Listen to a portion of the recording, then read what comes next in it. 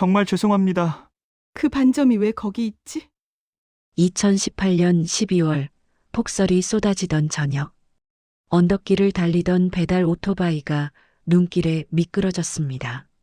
순식간에 외제차 벤츠 옆면을 들이받는 소리, 흰 눈 위로 번진 붉은 라이트. 차에서 내린 여자는 병원 이사장의 아내 장미령. 이번에 새로 뽑은 차에 난 흠집을 보고는 격앙된 목소리로 소리를 질렀죠.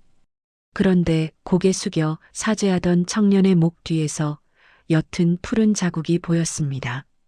그 반점, 20년 전 잃어버린 아들만이 가지고 있던 몽고 반점이었습니다. 미령의 눈이 흔들리고 손끝이 얼어붙었어요. 설마 아닐 수도 있어.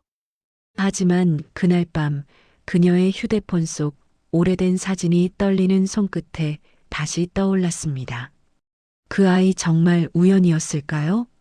사연 들으시기 전에 구독과 좋아요 눌러주시면 가정에 늘 건강과 복이 가득하실 거예요. 2018년 12월 서울에 기록적인 폭설이 내렸습니다. 도로는 얼어붙었고 사람들은 발걸음을 조심스럽게 옮겼죠. 저녁 6시 20살 청년 하주는 오토바이에 시달렸습니다. 배달 주문이 폭주하는 날씨였어요.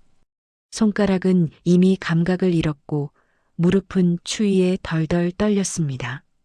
아, 진짜 미끄럽네. 하주는 중얼거리며 핸들을 꽉 잡았습니다. 강남의 한 언덕길로 접어들자 바퀴가 눈 위에서 헛돌기 시작했죠. 브레이크를 잡았지만 오토바이는 멈추지 않았습니다.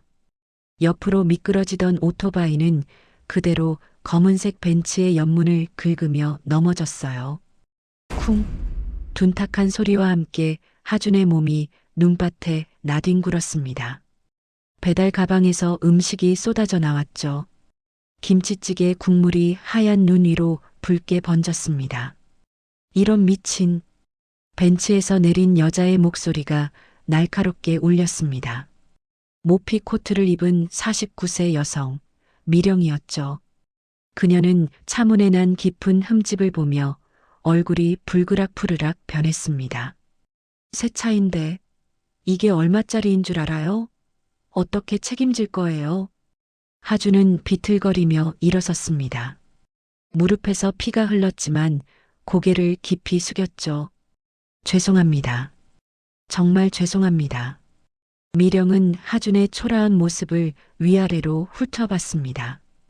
찢어진 배달 유니폼, 피가 묻은 무릎, 떨리는 손. 그런데 하준이 고개를 들자 미령의 표정이 굳어졌어요. 눈 내리는 가로등 불빛 아래 드러난 하준의 얼굴선이 누군가를 떠올리게 했습니다. 당신. 미령의 목소리가 떨렸습니다. 하준이 다시 고개를 숙이자 겉옷 사이로 목 뒤가 살짝 보였죠.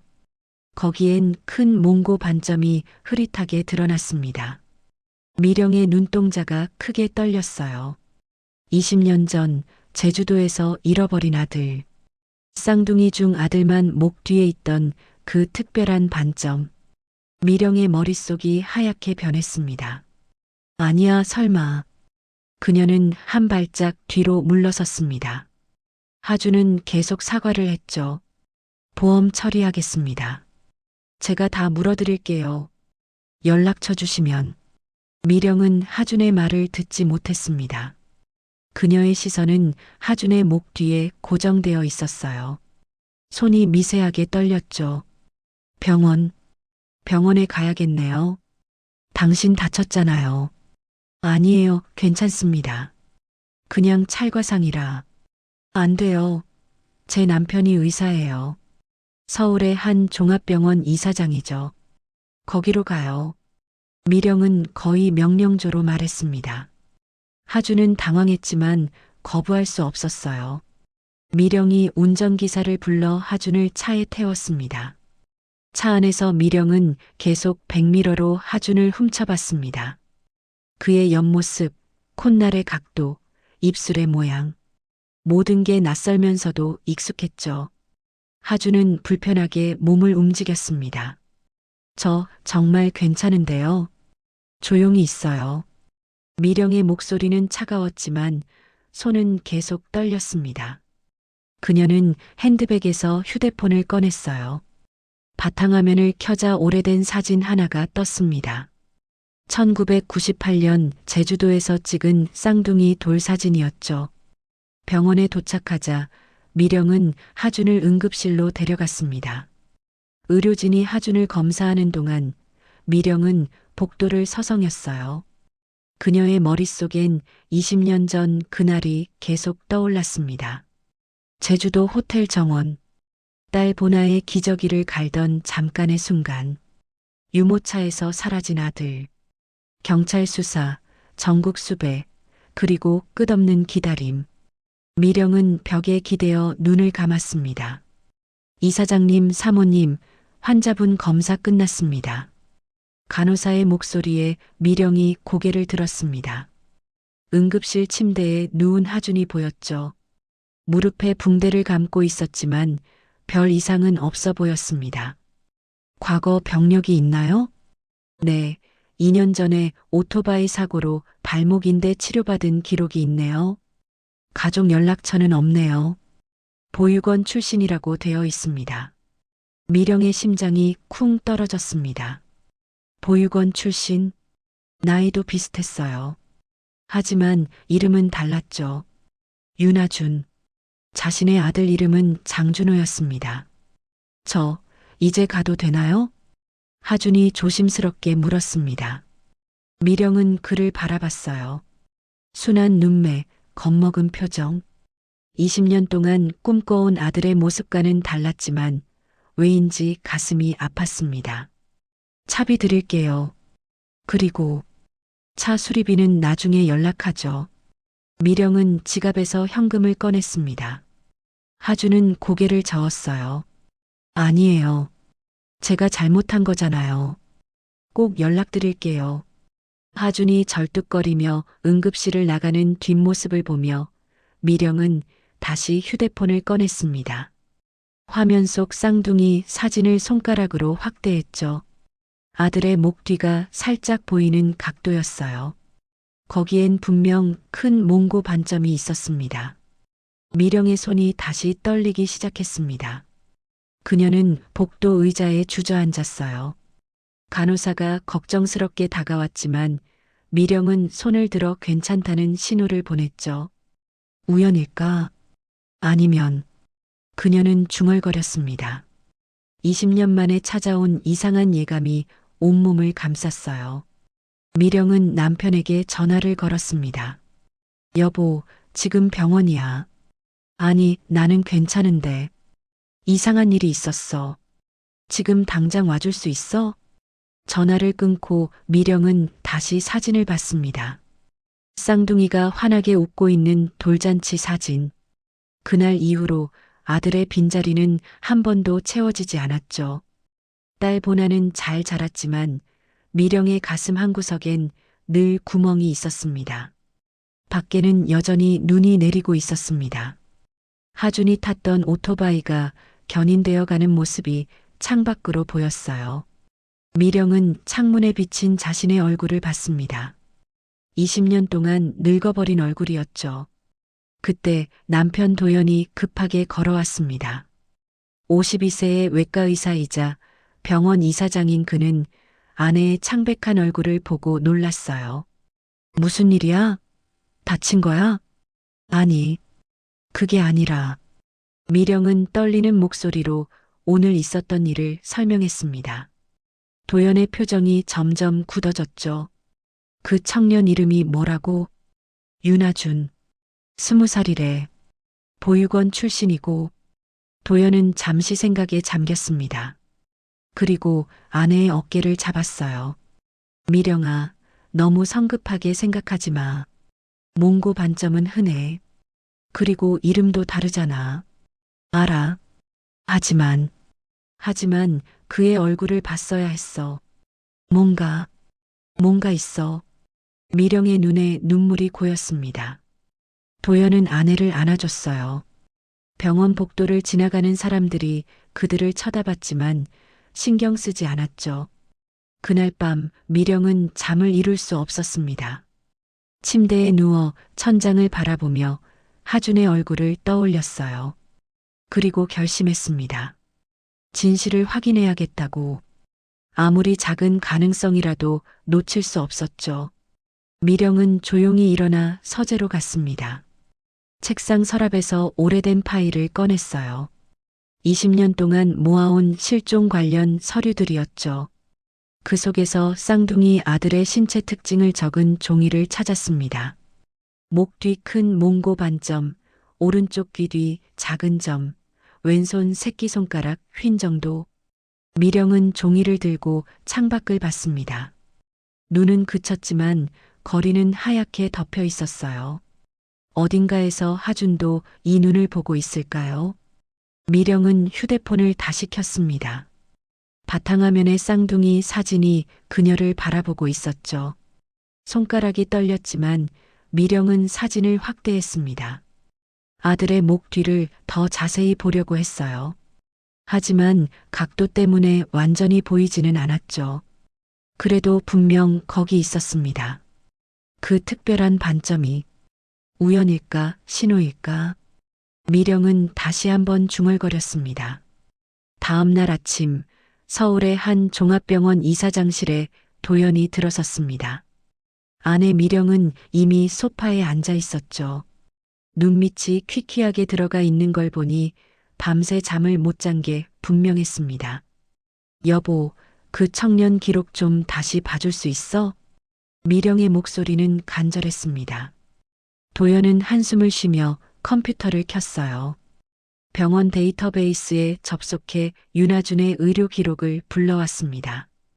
윤아준, 1998년 3월 15일생. 보육원 출신이고 2년 전에 오토바이 사고로 발목 인대 파열 치료받은 기록이 있네.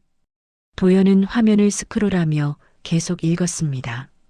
미령은 몸을 앞으로 기울였죠. 그녀의 손가락이 무릎 위에서 안절부절 못하게 움직였어요. 가족관계는 없어. 비어있어. 보육원 기록만 있고. 도연은 아내를 바라봤습니다. 미령의 눈에는 실망과 희망이 동시에 어려 있었죠. 생일이 달라. 우리 준호는 7월 8일생이잖아. 이름도 다르고. 알아. 하지만 그 반점은 어떻게 설명할 거야? 미령은 핸드백에서 오래된 사진첩을 꺼냈습니다. 1998년 제주도에서 찍은 쌍둥이 사진들이었죠.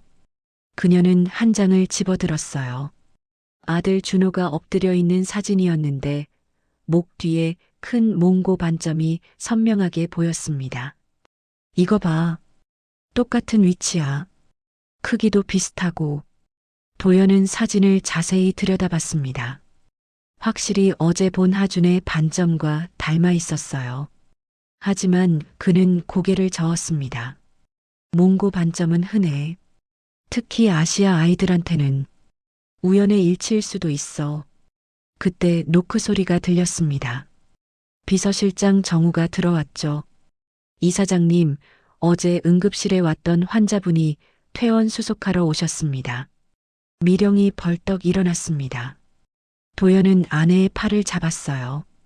미령아, 진정해. 너무 성급하게 굴지 마. 하지만 미령은 이미 문을 향해 걸어가고 있었습니다. 도연과 정우도 따라 나섰죠. 병원 로비에서 하준을 발견했습니다. 그는 퇴원 서류를 작성하고 있었어요. 어제와 같은 낡은 점퍼를 입고 있었고 무릎에는 붕대가 감겨 있었죠.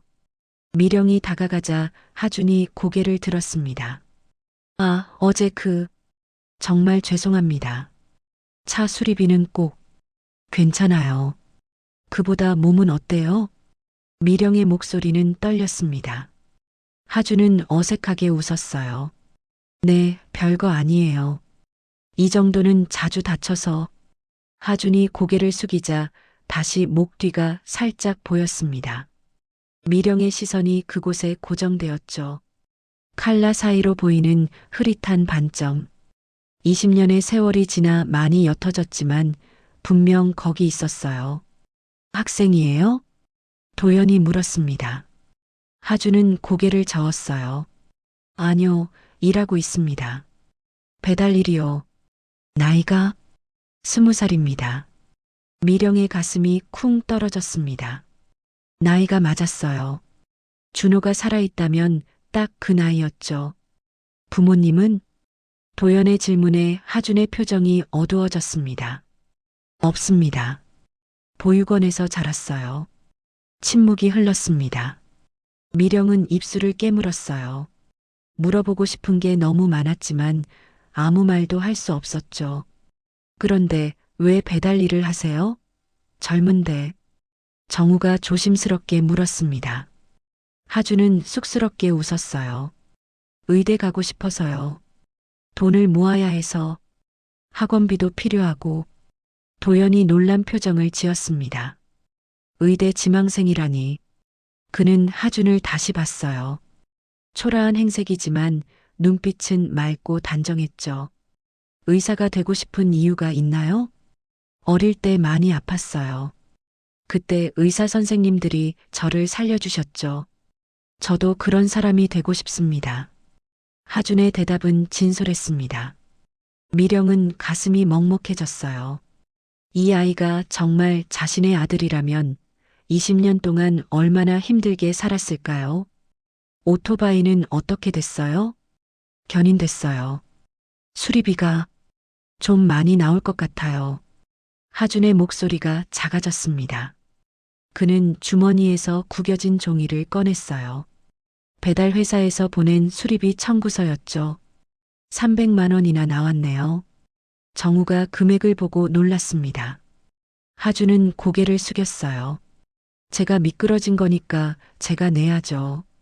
조금씩 갚을게요. 미령은 하준의 손을 받습니다. 동상으로 빨갛게 부어 있었어요. 겨울 내내 배달하느라 얼마나 고생했을까요? 그녀는 지갑을 꺼내려다 도연의 시선을 느끼고 멈췄습니다. 병원비는 제가 낼게요. 제 차와 부딪힌 거니까. 아니에요, 제가. 됐어요. 이건 받으세요.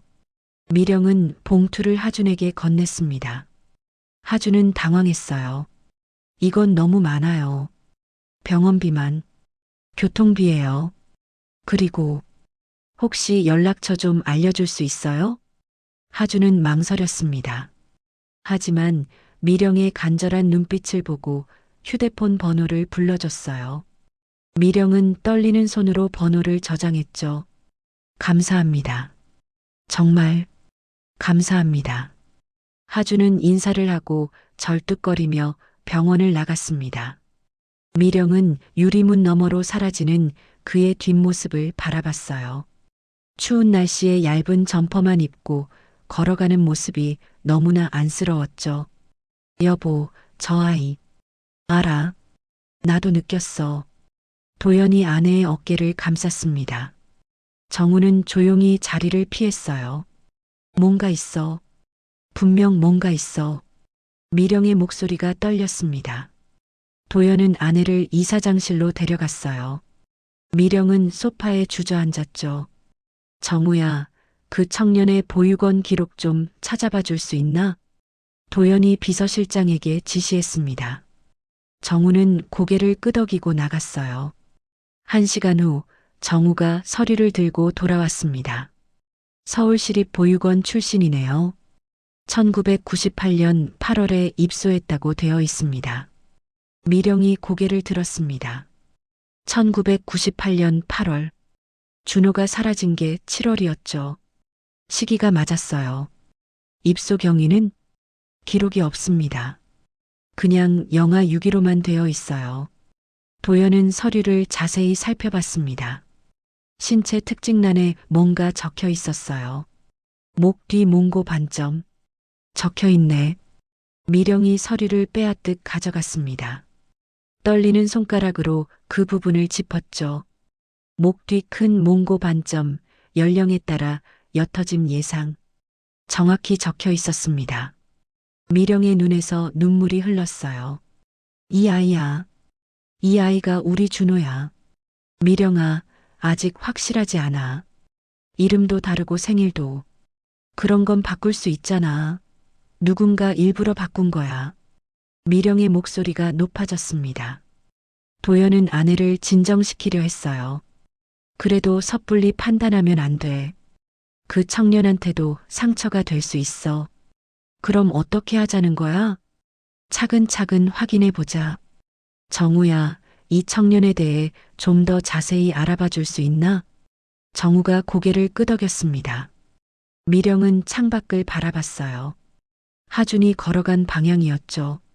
저녁이 되자 미령은 집에 돌아왔습니다. 딸 보나가 거실에서 TV를 보고 있었어요. 엄마, 무슨 일 있어? 아빠가 전화하셨는데. 보나는 20살의 활발한 대학생이었습니다. 쌍둥이 오빠를 잃은 후로 외동딸로 자랐지만 늘 뭔가 빈자리를 느끼며 살았죠. 아니야, 괜찮아. 미령은 딸의 머리를 쓰다듬었습니다. 보나는 엄마의 표정을 살폈어요. 엄마, 혹시 오빠 생각나? 미령이 놀라 딸을 봤습니다. 보나는 씁쓸하게 웃었죠. 가끔 그래. 오빠가 있었으면 어땠을까 하고. 보나야, 괜찮아. 그냥 가끔 궁금해. 미령은 딸을 꼭 안았습니다. 그리고 조심스럽게 물었어요. 만약 오빠를 찾는다면? 보나의 눈이 커졌습니다. 하지만 곧 고개를 저었어요. 20년이나 지났는데 불가능하지 않을까? 미령은 대답하지 못했습니다. 그저 딸을 더 꽉 안았을 뿐이었죠. 그날 밤 미령은 또 잠을 이루지 못했습니다. 하준의 얼굴이 계속 떠올랐어요. 그리고 목 뒤에 그 반점도. 그녀는 일어나 서재로 갔습니다. 오래된 앨범을 꺼내 1998년 사진들을 다시 봤어요. 쌍둥이가 나란히 누워있는 사진, 준호가 카메라를 보며 웃는 사진, 보나와 함께 유모차에 탄 사진. 모든 사진 속에서 준호는 환하게 웃고 있었죠. 미령은 휴대폰을 꺼냈습니다. 하준의 번호가 저장되어 있었어요. 문자를 보낼까 망설이다 그만뒀죠. 뭐라고 써야 할지 모르겠었습니다. 다음 날 아침 도연이 이사장실로 미령을 불렀습니다. 정우도 함께 있었어요. 하준 씨가 일하는 배달 회사에 연락해 봤어요. 성실한 직원이래. 1년째 일하고 있다고. 그리고 매일 10시간 이상 일한대요.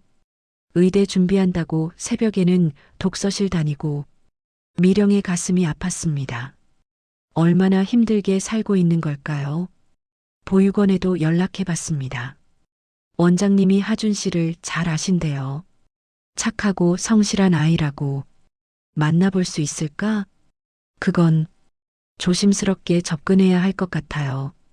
도연이 말했습니다. 미령은 답답했지만 남편 말이 맞았어요.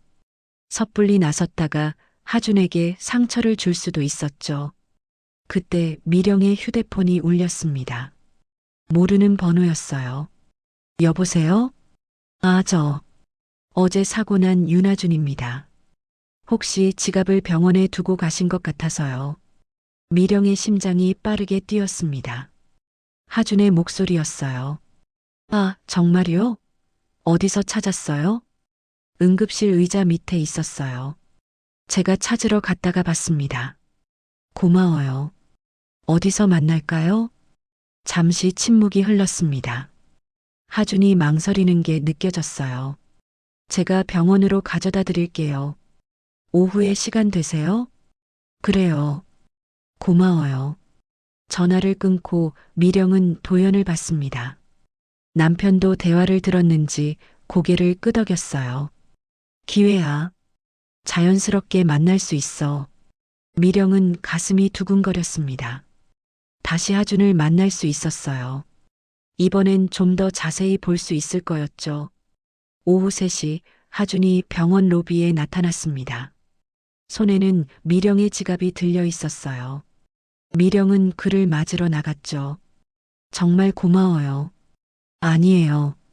제가 어제 폐를 많이 끼쳤는데 하준이 지갑을 건네며 고개를 숙였습니다. 그 순간 또다시 목 뒤가 보였어요. 미령의 시선이 그곳에 머물렀죠. 우연일까, 신호일까? 미령은 속으로 중얼거렸습니다. 1998년 7월, 제주도의 한 호텔 정원이었습니다. 미령은 남편 도영과 함께 쌍둥이 돌잔치 여행을 왔었죠. 햇살이 눈부시게 내리쬐던 오후였어요. 딸 보나가 기저귀가 젖어 울기 시작했습니다. 여보, 준호 좀 봐줘. 보나, 기저귀 갈아야겠어. 미령은 유모차에서 보나를 안아들었습니다. 아들 준호는 유모차에 조용히 누워 있었죠. 호텔 화장실까지는 걸어서 3분 거리였어요. 미령은 서둘러 갔습니다. 기저귀를 갈고 돌아오는데 10분이 채 안 걸렸습니다. 하지만 유모차는 비어 있었어요. 준호가 사라진 거였죠. 도연은 근처 벤치에서 전화 통화 중이었습니다. 준호 어디 있어? 미령의 목소리가 떨렸습니다. 도연이 놀라 전화를 끊었어요. 유모차에 있잖아. 두 사람이 동시에 유모차를 봤습니다. 텅 비어 있었죠. 담요만 구겨진 채 남아 있었어요. 그날 이후 20년이 흘렀습니다. 미령은 여전히 그날의 악몽에서 벗어나지 못했죠. 현재로 돌아와 2018년 12월 하준은 배달회사 사무실에 앉아 있었습니다. 반장 기훈이 팔짱을 끼고 그를 내려다봤어요. 야, 신참. 오토바이 수리비 300만 원 어떻게 낼 거야? 기훈의 목소리는 거칠었습니다. 하준은 고개를 숙였어요. 조금씩 갚겠습니다. 조금씩? 언제까지? 너 한 달에 얼마나 버는데? 하준의 월급은 200만 원이 채 안 됐습니다. 생활비와 독서실비를 빼면 거의 남는 게 없었죠. 기훈이 비웃었어요. 보육원 출신이라더니 역시 돈도 없구나. 주변 동료들이 킥킥거렸습니다. 하준의 얼굴이 빨개졌지만 아무 말도 하지 못했어요. 보육원 출신이라는 게 그렇게 부끄러운 일인지 처음 알았죠. 반장님, 제가 더 많이 일하겠습니다. 야간 배달도 하고. 야간은 선배들이 하는 거야. 너 같은 신참이 무슨. 기훈이 하준의 어깨를 툭 쳤습니다. 하준이 비틀거렸어요. 다른 동료가 끼어들었죠. 그냥 관둬. 의대 간다며? 꿈도 크네. 또 다른 동료가 덧붙였습니다. 보육원 애가 의사라니. 현실을 좀 봐. 하준은 입술을 깨물었습니다. 눈물이 날 것 같았지만 참았어요.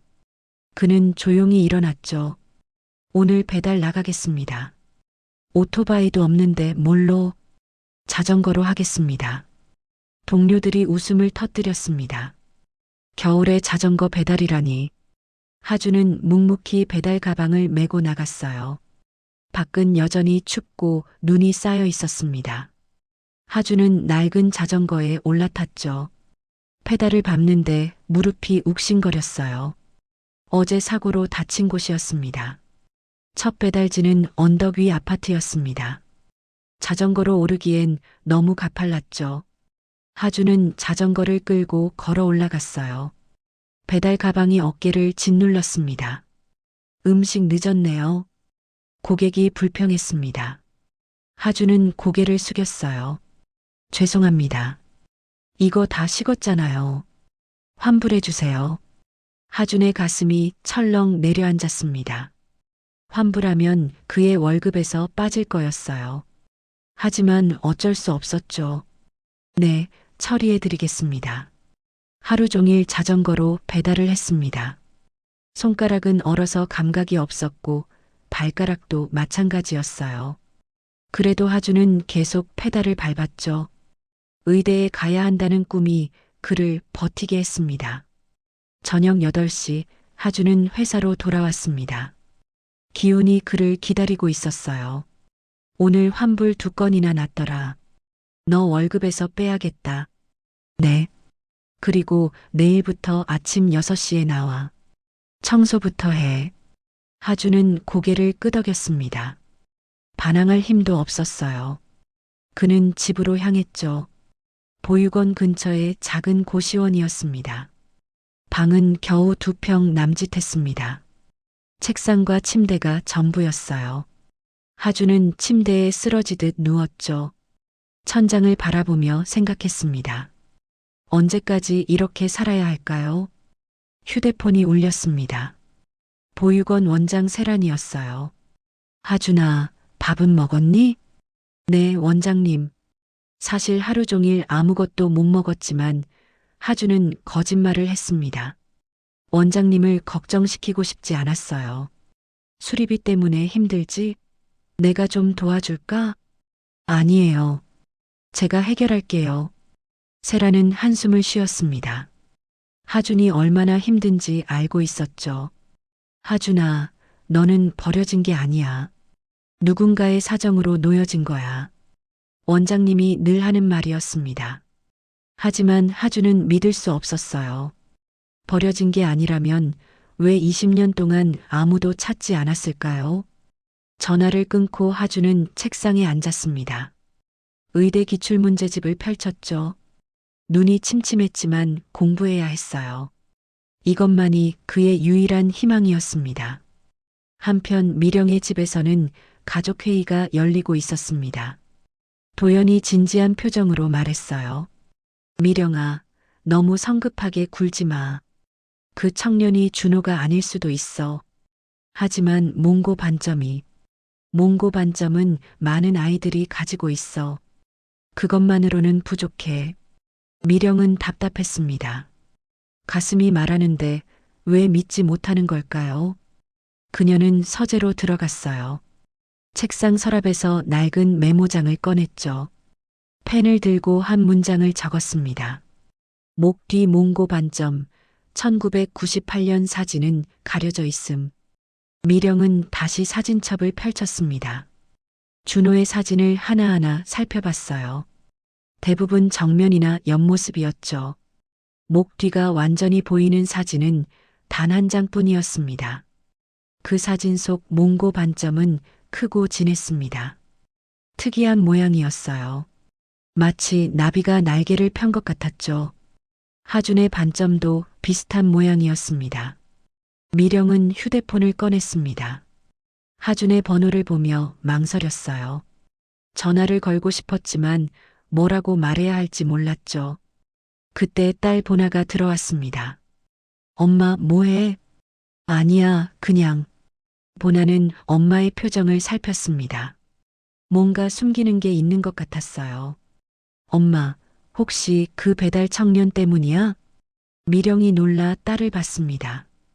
보나는 눈치가 빨랐죠. 아빠가 얘기했어. 사고 났다고. 응? 그 사람이 누구야? 왜 엄마가 그렇게 신경 쓰는데? 미령은 대답할 수 없었습니다. 아직 확실하지 않은데 딸에게 뭐라고 설명할까요? 보나는 엄마 옆에 앉았어요. 혹시 오빠와 관련이 있어? 미령의 눈이 흔들렸습니다. 보나는 한숨을 쉬었죠. 엄마, 20년이 지났어.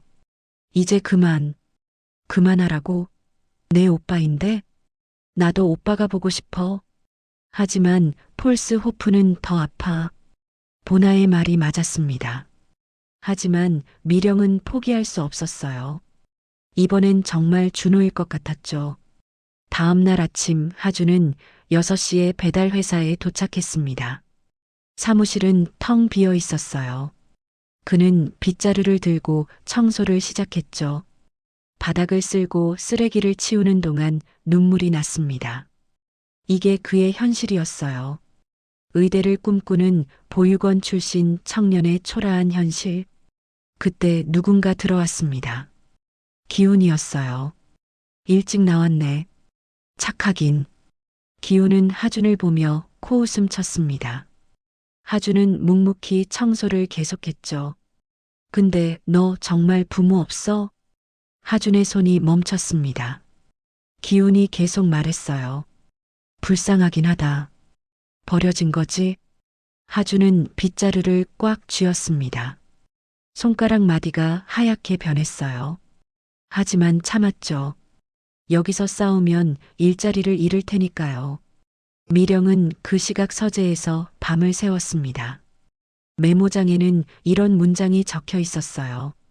목 뒤 몽고 반점, 1998년 사진, 가려져 있음.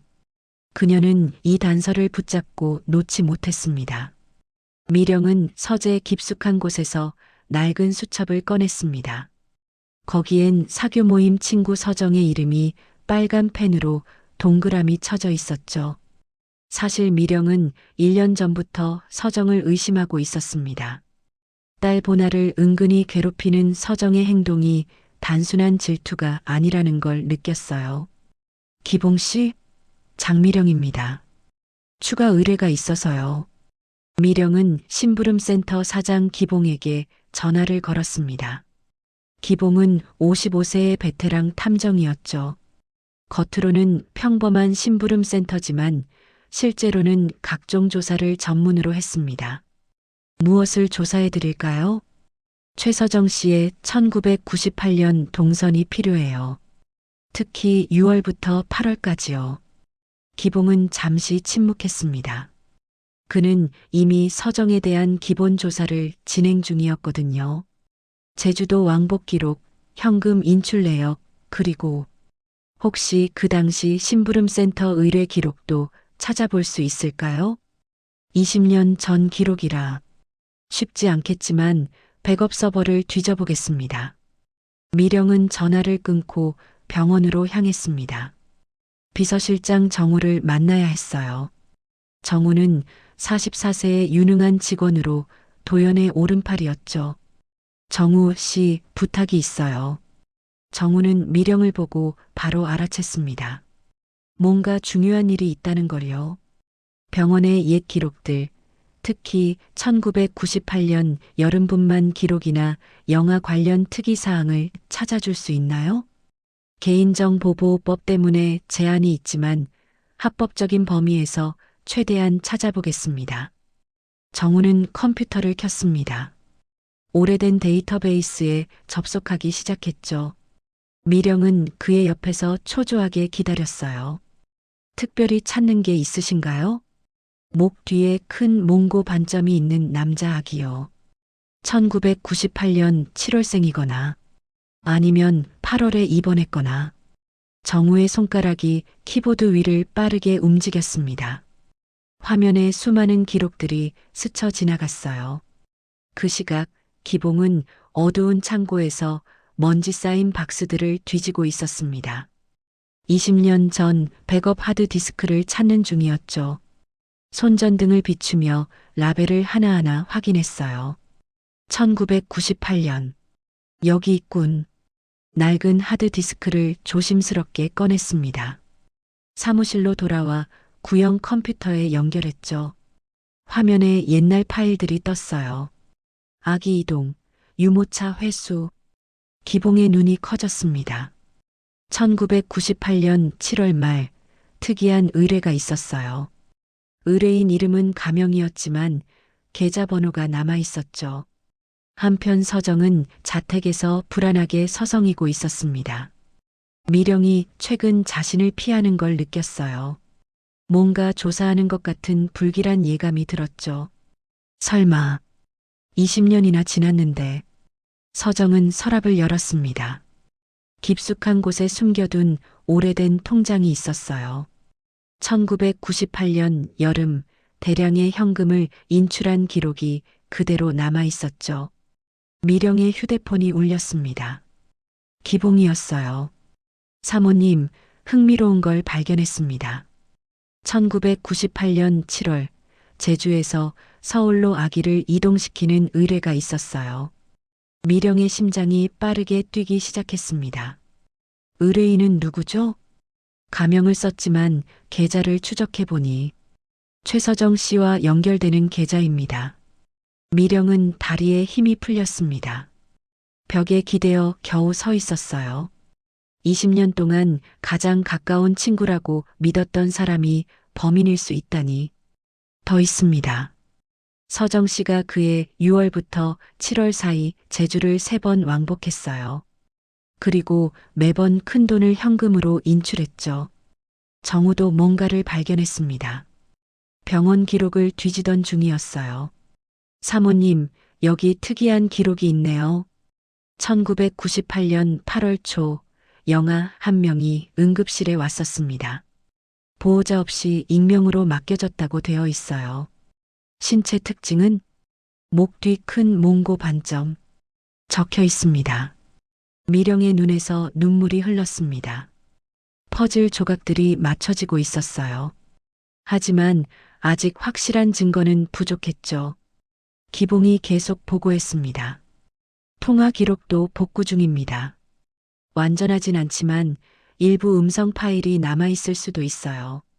꼭 찾아주세요. 아무리 작은 단서라도 필요해요. 미령은 남편 도연의 사무실로 갔습니다. 도연은 수술을 마치고 막 들어온 참이었어요. 여보, 서정이가. 알아. 정우한테 들었어. 도연의 표정도 굳어 있었습니다. 그도 충격을 받은 게 분명했어요. 하지만 아직 추측일 뿐이야. 확실한 증거가 필요해. 그 청년 하준이가 우리 아들일 수도 있잖아. 도연은 아내의 손을 잡았습니다. 떨리는 손을 꼭 쥐었어요. 차근차근 확인해 보자. 감정적으로 행동하면 안 돼. 그날 저녁 기봉의 사무실 컴퓨터에서 삐 소리가 났습니다. 복구 프로그램이 뭔가를 찾아낸 거였어요.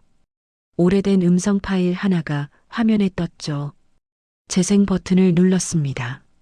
잡음이 심했지만 여자 목소리가 들렸어요. 일 끝났어. 애는 안전한 곳에. 기봉은 음성을 증폭시켰습니다. 더 선명하게 만들려고 노력했어요. 몇 시간의 작업 끝에 조금 더 명확한 버전을 만들어냈죠. 그애 보육원에 맡겼어. 기봉은 즉시 미령에게 파일을 전송했습니다. 미령은 서재에서 파일을 받았습니다. 떨리는 손으로 재생 버튼을 눌렀어요. 낮고 차가운 여자 목소리가 들렸죠.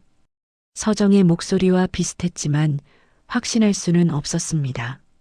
그애 보육원에 맡겼어. 미령은 같은 부분을 수십 번 반복해서 들었습니다. 가슴이 찢어지는 것 같았어요. 20년 전 누군가 자신의 아들을 훔쳐가서 보육원에 버렸다는 거였죠. 정우가 추가 자료를 보내왔습니다. 서울시립보육원의 1998년 8월 입소 기록이었어요. 그중 한 명이 눈에 띄었죠. 남아, 추정 연령 13개월, 목 뒤 큰 몽고 반점, 보호자 없음. 날짜는 8월 5일이었습니다. 준호가 사라진 지 일주일 후였어요. 미령은 하준의 보육원 기록과 대조해 봤습니다. 입소 날짜가 정확히 일치했죠. 하지만 이름과 생일은 달랐어요. 누군가 의도적으로 바꾼 것 같았습니다. 기봉이 또 연락을 해왔습니다. 서정 씨 계좌를 더 깊이 추적했습니다. 1998년 7월 말 5천만 원을 현금으로 인출했네요. 5천만 원이요? 네, 그리고 같은 시기에 제주에서 서울행 비행기표를 2장 구매했습니다. 한 장은 본인 명의, 다른 한 장은 영아 동반 표시가 되어 있습니다. 미령은 숨이 막혔습니다. 모든 정황이 서정을 가리키고 있었어요. 하지만 서정이 왜 그런 짓을 했을까요? 그때 정우가 중요한 사실을 발견했습니다. 사모님, 서정 씨가 1998년 당시 불임 치료를 받고 있었네요. 우리 병원 산부인과 기록에 있습니다. 미령은 모든 게 이해되기 시작했습니다. 아이를 갖지 못해 고통받던 서정이 질투심에 그런 짓을 저질렀던 거였어요. 그런데 서정 씨가 1999년에 출산했네요. 딸을 낳았습니다. 아이를 훔친 후 죄책감에 보육원에 맡기고 그 후에 자신의 아이를 가진 거였습니다. 미령은 주먹을 꽉 쥐었어요. 분노가 치밀어 올랐죠. 도연이 미령을 진정시켰습니다. 아직 직접적인 증거는 아니야. 좀 더 확실한 게 필요해. 그럼 어떻게 해야 해? 먼저 하준이가 정말 우리 아들인지 확인해야 해. 그 다음에 서정이를 상대하자. 미령은 고개를 끄덕였습니다. 남편 말이 맞았어요. 감정적으로 행동하면 모든 걸 망칠 수 있었죠. 기봉은 계속 자료를 모으고 있었습니다. 1998년 여름의 모든 기록을 샅샅이 뒤졌어요. 그리고 마침내 결정적인 단서를 발견했죠. 보고서 마지막 페이지에 기봉이 정리한 내용이 있었습니다. 1998년 6월부터 7월 사이 서정의 잦은 현금 인출과 제주 왕복 기록이 시간 순서대로 정리되어 있었어요. 미령은 그 보고서를 보며 결심했습니다. 이제 움직일 때였어요. 병원 비서실장 정호는 며칠째 컴퓨터 화면에 매달려 있었습니다. 수십 년 전 의료 기록을 뒤지는 일은 쉽지 않았어요. 특히 개인정보보호법을 위반하지 않으면서 필요한 정보를 찾아내는 건 더욱 어려웠죠. 찾았다. 정우의 외침에 미령이 급하게 다가왔습니다. 화면에는 낡은 스캔 파일 하나가 떠 있었어요. 2016년 서울시립보육원 정기 건강검진 기록이었죠. 윤아준, 당시 18세. 신체 특이사항. 목 뒤 몽고 반점, 연령에 따라 옅어짐. 정우가 화면을 확대했습니다. 의사의 손글씨로 적힌 메모가 선명하게 보였어요. 미령의 손이 떨리기 시작했죠. 크기와 위치까지 적혀 있네요. 목덜미 중앙에서 오른쪽으로 3cm, 나비 모양. 미령은 가방에서 오래된 사진을 꺼냈습니다. 준호의 목 뒤가 찍힌 유일한 사진이었어요. 정우와 함께 비교해 봤죠. 위치가 정확히 일치했습니다. 그 시각 심부름센터 사장 기봉은 먼지 쌓인 창고에서 또 다른 발견을 했습니다. 구형 하드디스크를 복구하던 중 흥미로운 파일들을 찾아낸 거였어요. 1998년 7월 28일 의뢰 번호 9807-156. 기봉은 안경을 고쳐 쓰고 화면을 자세히 들여다봤습니다. 의뢰 내용은 암호처럼 짧게 적혀 있었어요. 유모차 회수, 제주 호텔, 아기 이동, 서울행, 보수 5천만 원. 기봉의 눈이 커졌습니다. 그는 즉시 계좌 추적을 시작했어요. 오래된 은행 기록을 뒤지는데 몇 시간이 걸렸지만 마침내 입금자를 찾아냈죠. 최서정. 역시 그녀였군. 기봉은 더 깊이 파고들었습니다. 서정의 계좌 이체 내역을 하나하나 확인했어요. 그리고 충격적인 사실을 발견했죠. 서정이 같은 날 다른 계좌로도 2천만 원을 보냈던 거였습니다. 수신자는 김모 씨. 당시 무직. 전과 기록 있음. 퍼즐 조각이 맞춰지고 있었습니다. 서정이 돈으로 누군가를 고용해 아기를 훔쳤던 거였어요. 한편 도연은 유전학 전문의를 만나고 있었습니다. 50대 중반의 교수였죠. 이사장님, 몽고 반점의 위치와 형태가 유전되는 경우가 있습니까? 흔하진 않지만 가능합니다. 특히 특이한 모양이나 위치라면 더욱 주목할 만하죠. 도연은 사진을 보여줬습니다. 교수는 돋보기로 자세히 살펴봤어요. 나비 모양이네요. 이런 형태는 드뭅니다. 만약 부모와 자녀가 같은 위치에 같은 모양의 반점을 가지고 있다면 확률이 얼마나 될까요? 통계적으로 매우 낮습니다. 우연이라고 보기 어렵죠. 도연은 고개를 끄덕였습니다. 과학적 근거가 쌓이고 있었어요.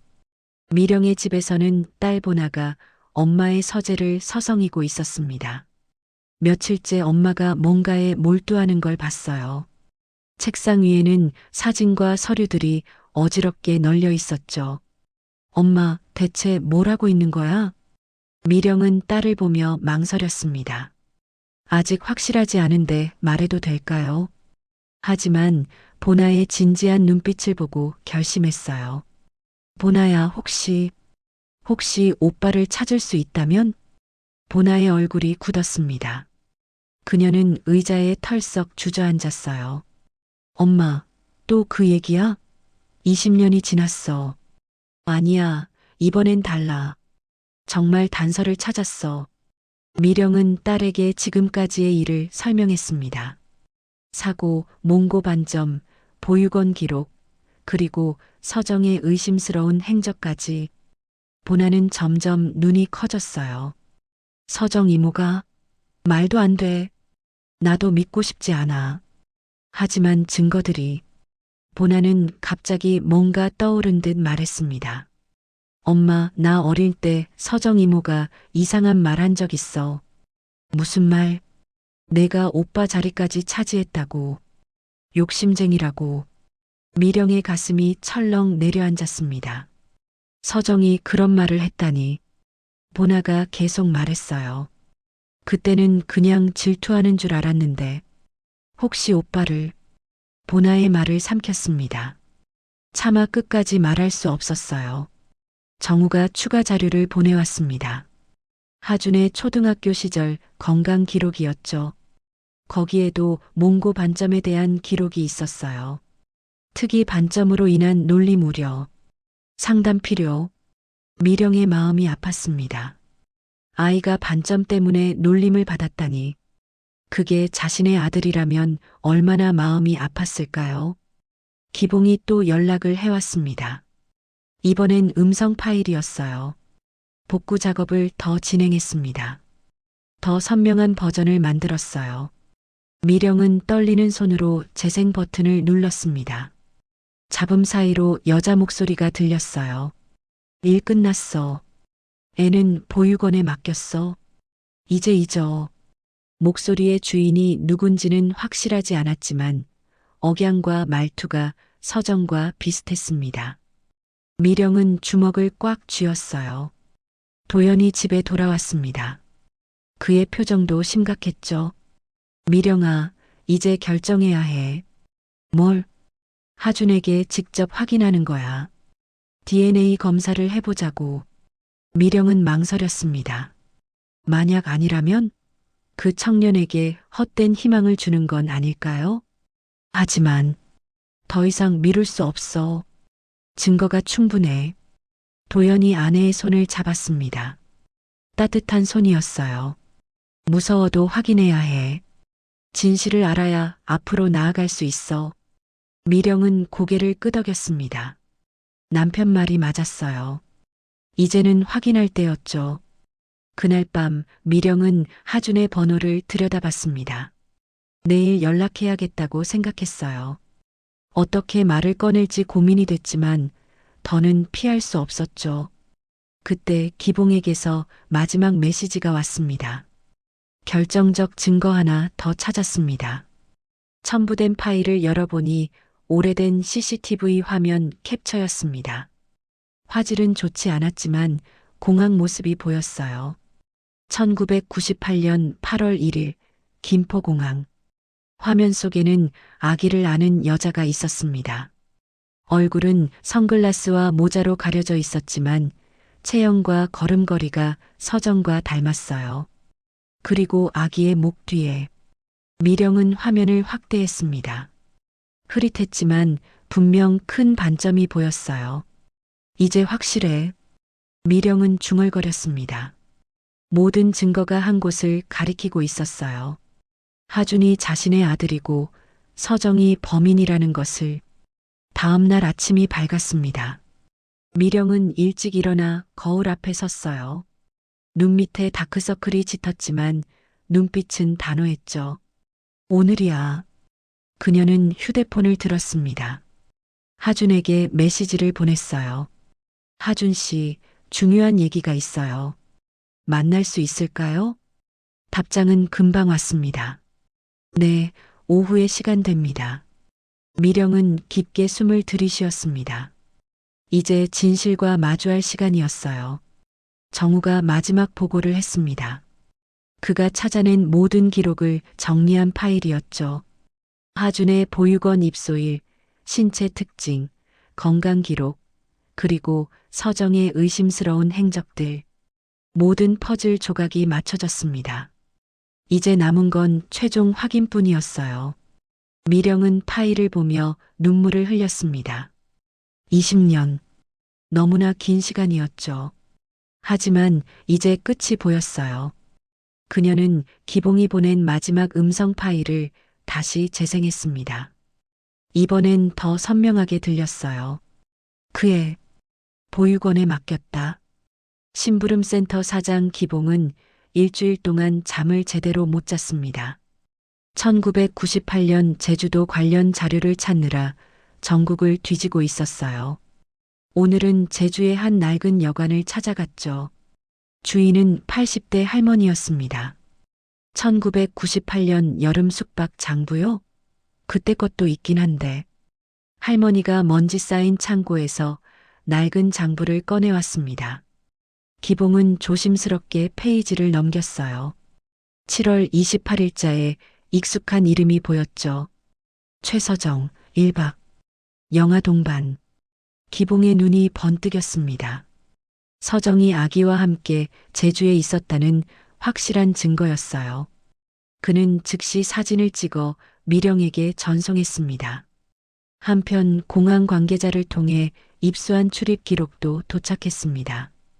1998년 8월 1일 김포공항 도착 명단에 서정의 이름이 있었어요. 영화 동반 표시와 함께 기봉은 더 깊이 파고들었습니다. 당시 서정이 고용했던 것으로 추정되는 김모 씨를 추적했죠. 그는 이미 사망했지만 그의 아내가 살아 있었어요. 남편이 그때 큰 돈을 받고 일을 했어요. 제주에서 뭔가를 가져오는 일이었다고. 아내의 증언은 충격적이었습니다. 기봉은 모든 걸 녹음했어요. 그날 저녁 기봉의 사무실 컴퓨터에서 알림음이 울렸습니다. 음성 복구 프로그램이 작업을 완료한 거였어요. 20년 전 통화 녹취 파일이 더 선명해졌죠. 재생 버튼을 눌렀습니다. 여자의 목소리가 들렸어요. 심부름 끝났어. 애는 보육원에 두고 왔어. 이제 잊자. 기봉은 음성 분석 프로그램을 돌렸습니다. 서정의 현재 목소리 샘플과 비교했죠. 일치율 87%. 법적 증거로는 부족하지만 정황상 충분했어요. 도연은 병원 법무팀과 회의를 하고 있었습니다. 변호사들이 진지한 표정으로 서류를 검토했어요. 이사장님, 증거는 충분하지만 신중해야 합니다. 상대방이 명예훼손으로 역공할 수 있어요. 그럼 어떻게 해야 하죠? 먼저 친자 확인부터 하시고 그 다음 단계를 밟으세요. 도연은 고개를 끄덕였습니다. 감정보다 절차가 중요했어요. 그는 아내에게 조심스럽게 접근하라고 당부했죠. 그 시각 하주는 한강다리 위에서 배달을 하고 있었습니다. 밤 10시가 넘은 시간이었어요. 갑자기 앞에서 비명소리가 들렸죠. 살려주세요. 한 남자가 가슴을 부여잡고 쓰러져 있었습니다. 심장마비였어요. 주변 사람들은 당황해서 어쩔 줄 몰랐죠. 하주는 오토바이를 세우고 뛰어갔습니다. 보육원에서 배운 응급처치 교육이 떠올랐어요. 비켜주세요. CPR 할 줄 압니다. 하주는 남자의 가슴을 압박하기 시작했습니다. 1, 2, 3. 30번. 그리고 인공호흡 2번. 다시 가슴 압박. 팔이 아팠지만 멈출 수 없었어요. 5분이 지나자 남자가 기침을 하며 숨을 쉬기 시작했습니다. 구급차가 도착할 때까지 하주는 계속 남자 곁을 지켰죠. 다음 날 아침 이 사건이 지역 뉴스에 나왔습니다. 배달 청년의 영웅적 구조. 도연은 뉴스를 보며 놀랐어요. 화면 속 청년이 하준이었죠. 이 아이가. 도연은 묘한 감정을 느꼈습니다. 자신도 의사인데 아들일지도 모르는 청년도 생명을 구하는 일을 했어요. 가슴이 뭉클했죠. 미령도 뉴스를 봤습니다. 하준이 사람을 살리는 모습을 보며 눈물이 났어요. 저 아이가 정말 자신의 아들이라면 얼마나 자랑스러울까요? 한편 서정은 사교 모임에서 여전히 독서를 퍼붓고 있었습니다. 미령이 요즘 이상해. 혹시 치매 아니야? 맨날 옛날 얘기만 하고 다른 여자들이 킥킥거렸습니다. 서정은 더 신이 나서 말을 이었어요. 보나도 엄마 닮아서 예민하더라. 쌍둥이 오빠 찾는다고 난리래. 그때 한 여자가 말했습니다. 근데 서정아, 너도 그때 제주도에 있었잖아. 기억나? 서정의 얼굴이 순간 굳었습니다. 하지만 금세 웃으며 대답했어요. 그럼 신혼여행이었지. 왜? 아니, 그냥. 미령이 애 잃은 곳이 제주라며. 서정은 불편한 듯 화제를 돌렸습니다. 하지만 손은 미세하게 떨리고 있었어요. 집에 돌아온 서정은 서재 금고를 열었습니다. 깊숙한 곳에 숨겨둔 서류 뭉치를 꺼냈죠. 20년 전 자료들이었어요. 통장, 영수증, 그리고 한 장의 메모. 보육원 위탁 완료. 8월 5일. 서정은 종이를 찢어버리려다 멈췄습니다. 증거를 없애면 더 의심받을 수 있었어요. 그녀는 다시 금고에 넣었죠. 기봉이 미령에게 최종 보고를 했습니다. 타임라인을 완성했습니다. 1998년 7월 28일 서정 씨 제주 도착. 7월 29일 호텔 근처에서 목격. 8월 1일 영아와 함께 서울 도착. 8월 5일 서울시립보육원에 남아 한 명 입소. 미령은 보고서를 보며 주먹을 꽉 쥐었습니다. 모든 날짜가 정확히 맞아떨어졌어요. 그리고 이것도 들어보세요. 기봉이 음성 파일을 재생했습니다. 이번엔 훨씬 선명했어요. 심부름 끝났어. 애는 보육원에 두고 왔어. 미령은 귀를 의심했습니다. 분명 서정의 목소리 같았어요. 20년 전보다 젊었지만 말투와 억양이 똑같았죠. 도연이 미령을 진정시켰습니다. 이제 움직일 때야. 하지만 순서대로 해야 해. 어떻게? 먼저 하준이와 친자 확인을 하자. 그게 확실해지면 서정이를 상대하는 거야. 미령은 고개를 끄덕였습니다. 남편 말이 맞았어요. 감정적으로 행동하면 모든 걸 망칠 수 있었죠. 그날 밤 미령은 결심했습니다. 내일 하준을 만나 모든 걸 털어놓기로. 더 이상 기다릴 수 없었어요. 정우가 마지막 자료를 가져왔습니다.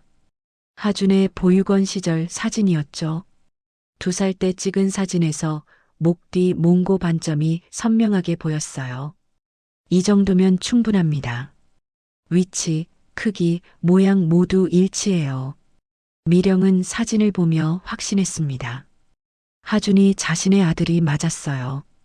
이제 남은 건 과학적 증명뿐이었죠. 다음 날 아침 미령은 하준에게 전화를 걸었습니다. 떨리는 목소리를 애써 감추며 말했어요. 하준 씨, 중요한 제안이 있어요. 만나서 얘기할 수 있을까요? 무슨 일이신데요? 전화로는 어려워요. 직접 만나서 설명드릴게요. 하준은 잠시 망설이다 대답했습니다. 알겠습니다. 내일 오후에 뵙죠. 전화를 끄는 미령은 깊게 숨을 들이쉬었습니다. 이제 정말 시작이었어요. 20년 만에 아들을 되찾을 수 있을지도 모른다는 희망과 혹시 아닐지도 모른다는 두려움이 동시에 밀려왔죠. 미령은 남편을 바라봤습니다. 도연이 고개를 끄덕였어요. 잘 결정했어. 이제 친자 확인 검사를 제안하자. 미령은 결심을 굳혔습니다. 내일 하준에게 모든 걸 말하고 검사를 제안할 거였어요. 병원 상담실의 공기는 무거웠습니다. 도연이 하준 앞에 앉아 조심스럽게 입을 열었어요. 미령은 창가에 서서 밖을 바라보고 있었죠. 손이 미세하게 떨리는 게 보였습니다. 하준 씨, 갑작스러운 제안이라 당황스러우실 텐데요. 도연의 목소리는 평소보다 낮았습니다. 하준은 불안한 표정으로 두 사람을 번갈아 봤어요. 무슨 일이신지 친자 확인 검사를 받아보시겠어요? 하준의 눈이 크게 떠졌습니다. 입이 벌어졌지만 아무 말도 나오지 않았어요. 몇 초간의 침묵이 흘렀죠. 저한테 왜 그런 검사를? 미령이 돌아섰습니다. 눈가가 붉어져 있었어요. 그녀는 떨리는 손으로 오래된 사진을 꺼냈죠. 20년 전 우리 아들을 잃었어요. 그리고 당신이 혹시 그 아이일 수도 있다는 생각이 들어서 하주는 사진을 받아들었습니다.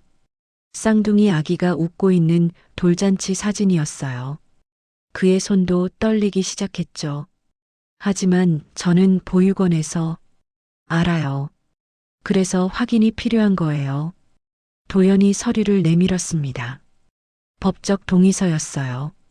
강요는 아닙니다. 다만 우리에게도 당신에게도 진실을 알 권리가 있다고 생각해요. 하주는 서류를 내려다봤습니다.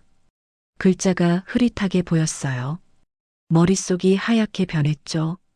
보육원에서 자란 20년, 혹시 자신에게 진짜 가족이 있을 수도 있다는 희망과 두려움이 동시에 밀려왔습니다.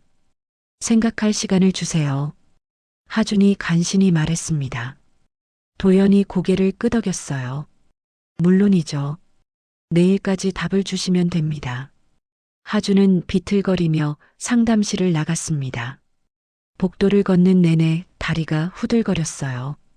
화장실에 들어가 세면대에 기대어 섰죠. 거울 속 자신의 얼굴이 낯설게 느껴졌습니다. 그날 밤 하준은 잠을 이룰 수 없었습니다. 천장을 바라보며 생각에 잠겼어요. 만약 정말 그들의 아들이라면 왜 20년 동안 보육원에 있었을까? 누가 자신을 버린 걸까? 새벽 4시 하준은 결심했습니다. 진실을 알아야겠다고. 더 이상 의문 속에 살 수는 없었어요. 다음 날 아침 하준은 병원으로 갔습니다. 도연과 미령이 기다리고 있었죠. 검사 받겠습니다. 하준의 목소리는 단호했습니다. 미령의 눈에서 눈물이 흘렀어요. 검사는 간단했습니다. 구강 내벽에서 세포를 채취하는 것뿐이었어요. 하지만 그 작은 면봉이 20년의 비밀을 풀 열쇠가 될 거였죠. 결과는 3일 후에 나옵니다. 의사가 말했습니다.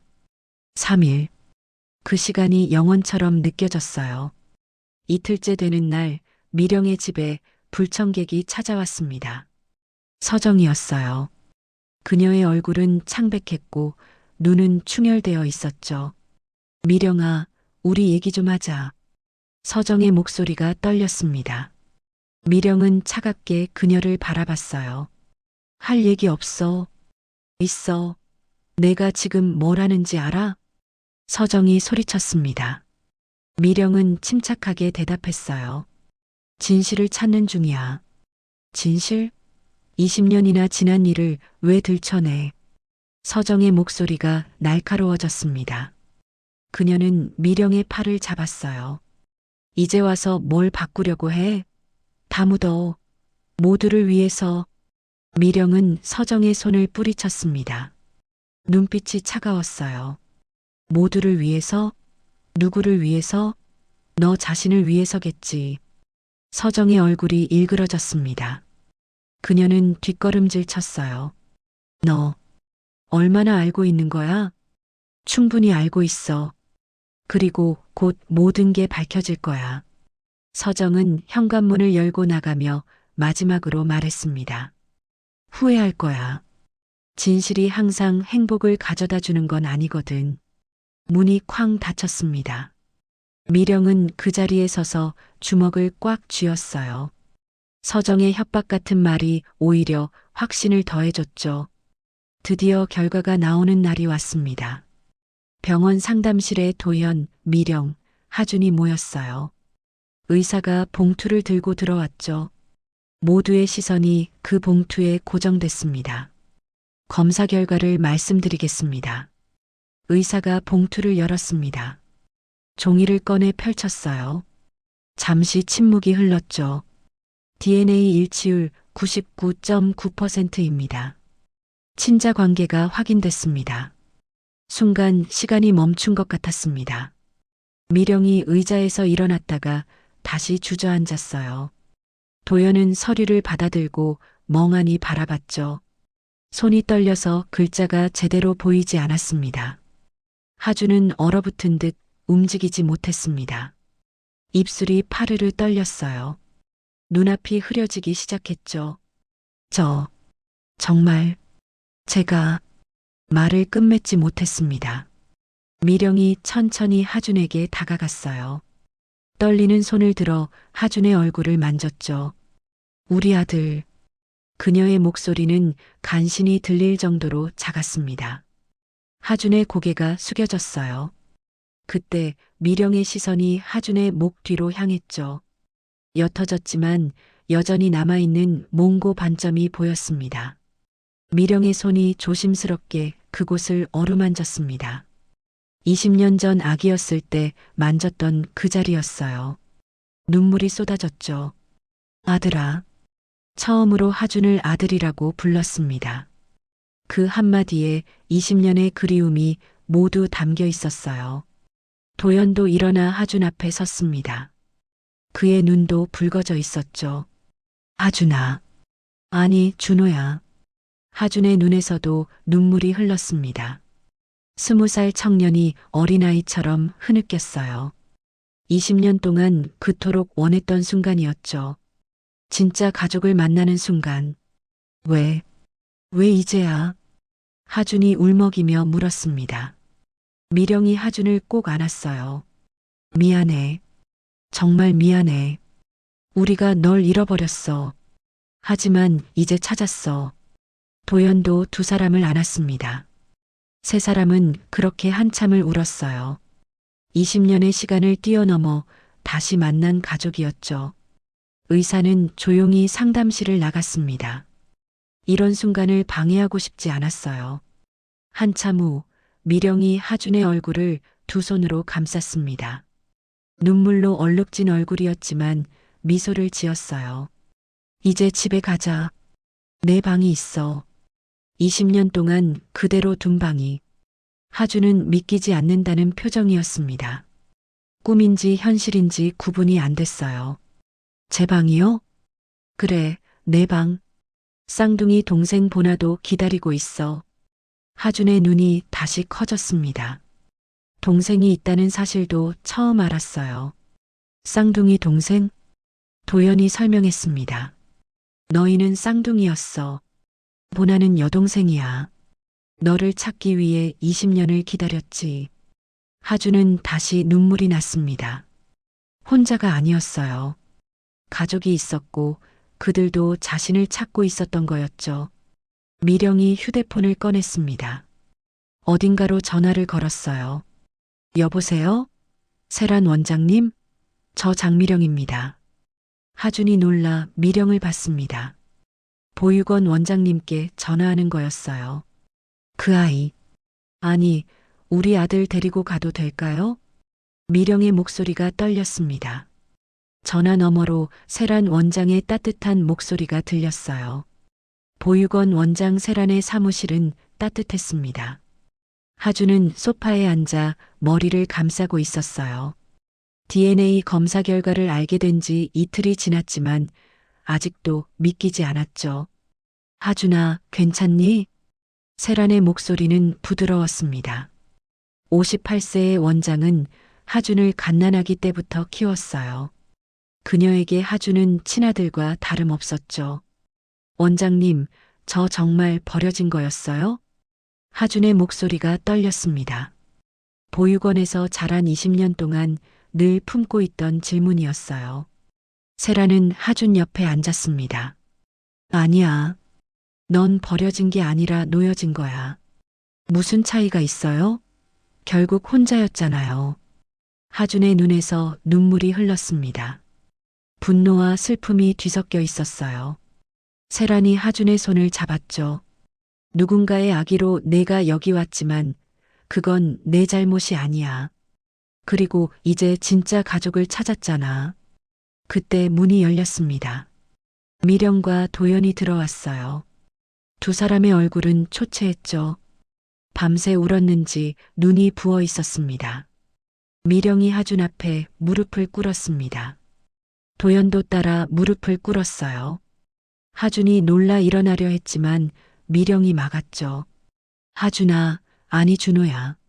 엄마야. 미령의 목소리가 갈라졌습니다. 그녀는 떨리는 손으로 낡은 앨범을 꺼냈어요. 20년 전 제주도에서 널 잃었어. 잠깐 한눈판 사이에 미령은 말을 잇지 못했습니다. 목이 메어왔어요. 도연이 대신 말했죠. 우리가 널 지키지 못했어. 정말 미안하다. 하준은 앨범을 받아들었습니다. 쌍둥이 아기의 사진들이 가득했어요. 웃고 있는 자신과 여동생의 모습이 보였죠. 행복해 보이는 가족 사진도 있었습니다. 이게 정말 저예요? 그래, 너야. 우리 준호. 미령이 하준의 얼굴을 어루만졌습니다. 거칠어진 피부가 만져졌어요. 20년 동안 얼마나 고생했을까 생각하니 가슴이 찢어졌죠. 왜 이제야 찾으신 거예요? 하준의 목소리에 원망이 묻어났습니다. 미령이 고개를 숙였어요. 찾으려고 했어. 정말 미친 듯이 찾았어. 전국을 뒤졌고 모든 방법을 동원했지만 그래도 20년이잖아요. 하준이 소리쳤습니다. 참았던 감정이 폭발했어요. 세란이 하준을 진정시켰죠. 하준아, 부모님도 피해자야. 누군가 너를 훔쳐간 거야. 도연이 서류 뭉치를 꺼냈습니다. 기봉과 정우가 모은 증거들이었어요. 최서정이라는 여자가 너를 몰래 데려갔어. 돈을 주고 사람을 시켜서. 하준의 눈이 커졌습니다. 유괴라니. 자신이 범죄의 피해자였다는 사실이 충격적이었어요. 그 여자가 왜? 불임으로 고통받던 중 질투심에. 미령이 설명했습니다. 서정이 어떻게 아기를 훔치고 보육원에 버렸는지, 그리고 20년 동안 어떻게 숨겨왔는지. 하준은 멍하니 들었어요. 한편 병원 법무팀 사무실에서는 긴급회의가 열렸습니다. 변호사들이 서정을 고소할 준비를 하고 있었죠. 증거는 충분합니다. 계좌 이체 내역, 음성 녹취, CCTV 기록. 정우가 정리한 파일을 넘겼습니다. 수백 페이지에 달하는 증거였어요. 기봉도 함께 있었죠. 저도 증언하겠습니다. 양심 선언을 할 거예요. 기봉의 결심은 단호했습니다. 비록 20년 전 일이지만 이제라도 바로 잡아야 했어요.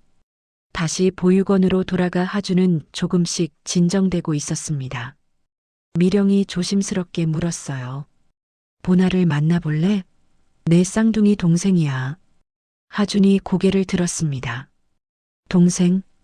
평생 혼자라고 생각했는데 쌍둥이 동생이 있었다니. 동생도 날 기억할까요? 기억하지. 매일 오빠 얘기를 했어. 오빠 방도 그대로 두고 있어. 하준의 눈이 흔들렸습니다. 자신을 기다린 가족이 있었다는 사실이 가슴을 뭉클하게 했어요. 그날 오후 하준은 배달 회사로 갔습니다. 동료들이 모여 있는 회의실로 들어갔어요. 반장 기훈이 비아냥거렸죠. 우리 신참 왔네. 수리비는 언제 갚을 거야? 하준은 모두를 둘러봤습니다. 그리고 차분히 말했어요. 오늘로 그만둡니다. 모두가 놀랐습니다. 기훈이 코웃음 쳤어요. 그만둔다고? 돈도 없으면서? 의사가 되겠습니다. 제 꿈을 이룰 거예요. 하준의 목소리는 단호했습니다. 더 이상 주눅든 신참이 아니었어요. 가족을 찾은 청년이었죠. 동료 중 한 명이 박수를 치기 시작했습니다. 다른 동료들도 따라 박수를 쳤어요. 기훈만 당황한 표정이었죠. 근데 진짜 의대 갈 수 있어? 네, 갈 수 있어요. 이제 혼자가 아니니까. 하준은 배달 가방을 내려놓고 나갔습니다. 뒤도 돌아보지 않았어요. 새로운 인생이 시작되는 순간이었죠. 저녁 하주는 처음으로 집에 갔습니다.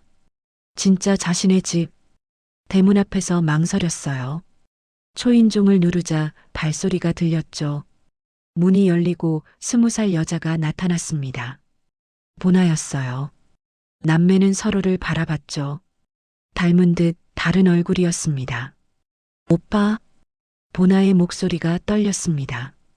하준이 고개를 끄덕이자 보나가 와락 안겼어요. 바보, 왜 이제 왔어? 보나가 울면서 하준의 가슴을 쳤습니다. 하준도 눈물이 났어요. 처음 느껴보는 동생의 품이었죠. 집 안으로 들어가자 하준의 방이 보였습니다. 20년 전 그대로였어요. 작은 침대, 장난감들, 그리고 가족 사진. 매일 청소했어. 오빠가 돌아올 거라고 믿었거든. 보나가 설명했습니다. 하준은 방을 둘러봤어요. 이곳이 자신의 방이었다는 게 신기했죠. 도연이 서류를 들고 왔습니다. 장학금과 생활 지원에 관한 내용이었어요. 부모로서 그리고 병원으로서 너를 돕겠다. 도연의 목소리는 따뜻했습니다. 더 이상 낯선 이사장이 아닌 아버지였어요. 이제부터 의대 준비에만 집중해. 우리가 다 지원할게. 하주는 서류를 받아들었습니다. 손이 떨렸어요. 꿈 같은 일이 현실이 되고 있었죠. 미령이 저녁 식탁을 차렸습니다. 20년 만에 가족 식사였어요. 네 사람이 둘러앉았죠. 하준아, 아니 준호야. 뭘 좋아하니? 아직 준호라는 이름이 어색해요. 괜찮아. 천천히 익숙해지면 돼. 가족들은 어색하지만 따뜻한 저녁을 먹었습니다. 보나가 계속 하준을 쳐다봤어요. 오빠, 나랑 쌍둥이 맞아? 안 닮았는데.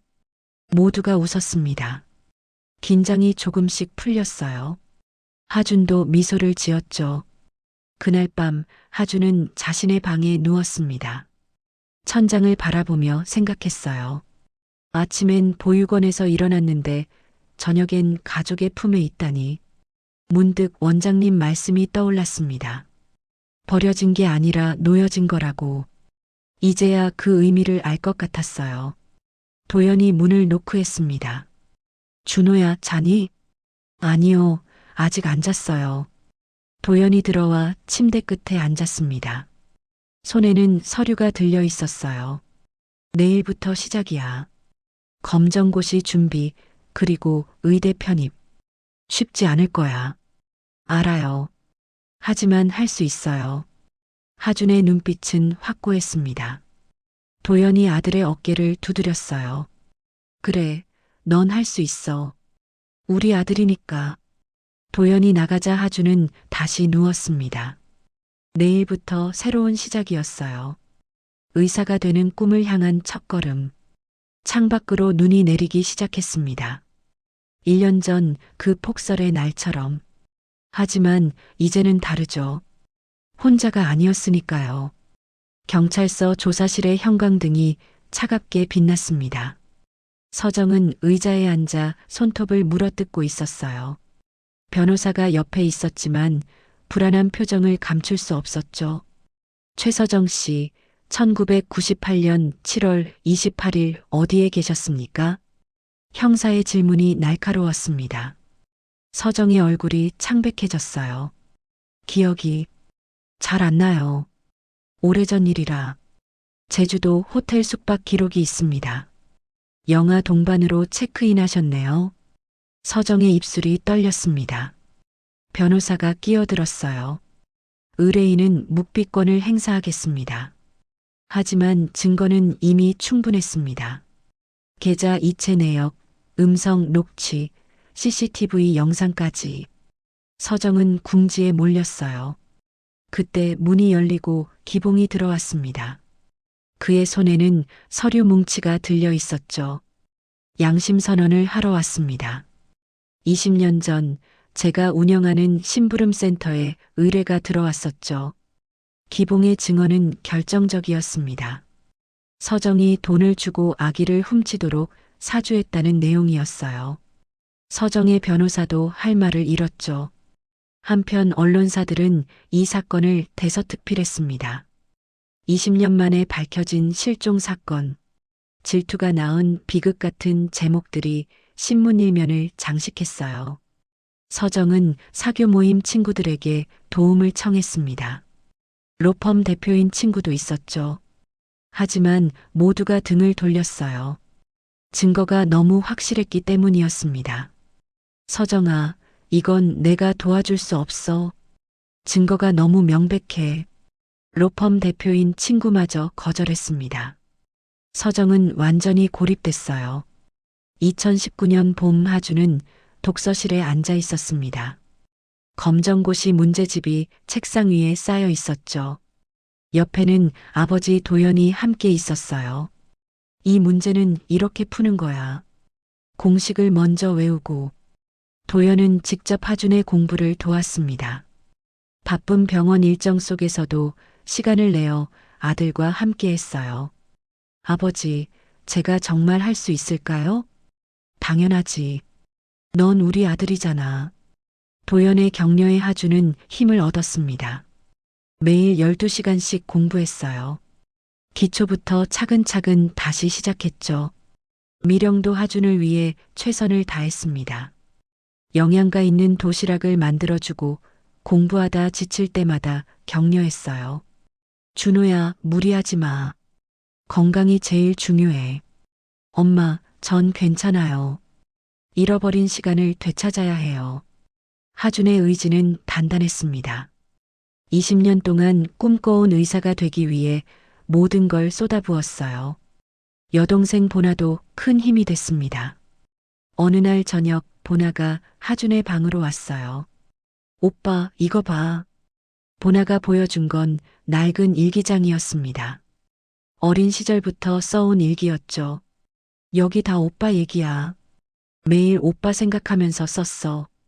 하준은 일기를 읽으며 눈물이 났습니다. 보나가 얼마나 자신을 그리워했는지 알 수 있었어요. 오빠의 빈자리를 내가 메우려고 했어. 20년 동안 부모님이 덜 슬퍼하시도록 보나의 고백에 하준은 동생을 꼭 안았습니다. 남매는 그렇게 서로의 상처를 보듬었어요. 2020년 가을 하준은 드디어 의대에 편입했습니다. 검정고시를 통과하고 대학 과정을 거쳐 이룬 성과였죠. 입학식 날 온 가족이 함께했어요. 우리 아들 정말 자랑스러워. 미령의 눈에는 눈물이 고여 있었습니다. 도연도 아들의 어깨를 두드렸어요. 의대 생활은 쉽지 않았습니다. 다른 학생들보다 나이가 많았고 기초 지식도 부족했어요. 하지만 하준은 포기하지 않았죠. 윤하준 씨, 이 나이에 의대라니 대단하네요. 동기들의 시선이 부담스러웠지만 하준은 묵묵히 공부했습니다. 새벽까지 도서관에 남아 책을 읽었어요.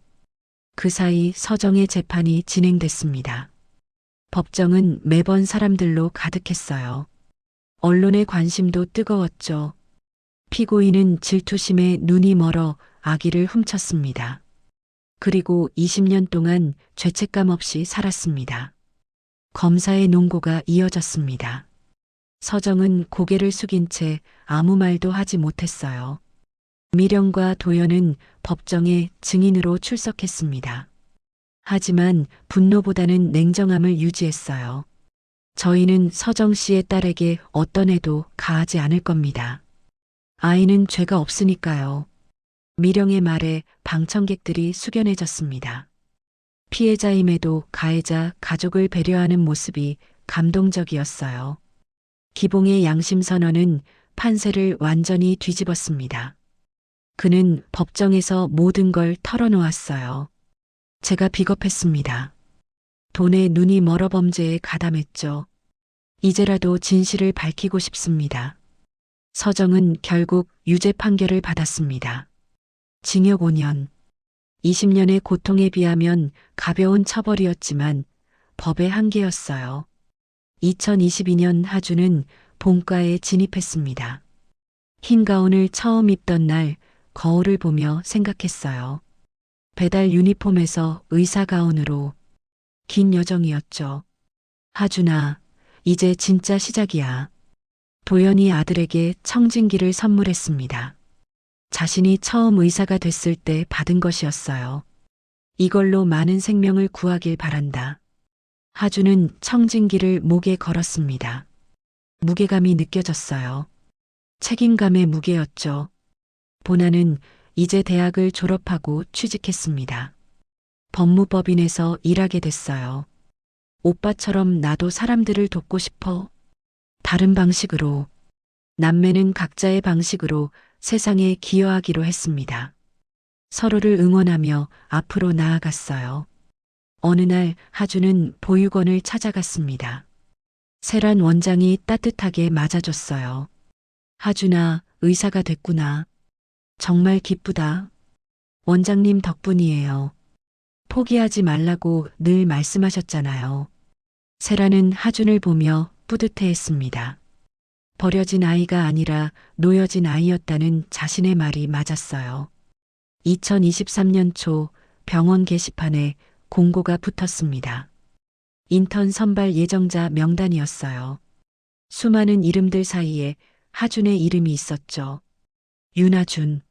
하준은 자신의 이름을 손가락으로 짚었습니다. 믿기지 않았어요. 정말 해냈다는 실감이 났죠. 동기들이 축하해줬습니다. 이제 하준을 특별하게 보는 사람은 없었어요. 그저 열심히 하는 동료였죠. 하준 씨, 인턴 됐네요. 축하해요. 고마워요. 이제 시작이네요. 하준은 겸손하게 대답했습니다. 아직 갈 길이 멀었다는 걸 알았어요. 미령과 도연은 아들의 합격 소식에 기뻐했습니다. 가족들이 모여 한 파티를 열었어요. 우리 아들이 드디어 의사가 됐어. 미령이 케이크를 들고 왔습니다. 촛불을 켜고 모두가 박수를 쳤어요. 이제 우리 병원에서 일하게 되는 거야? 보나가 물었습니다.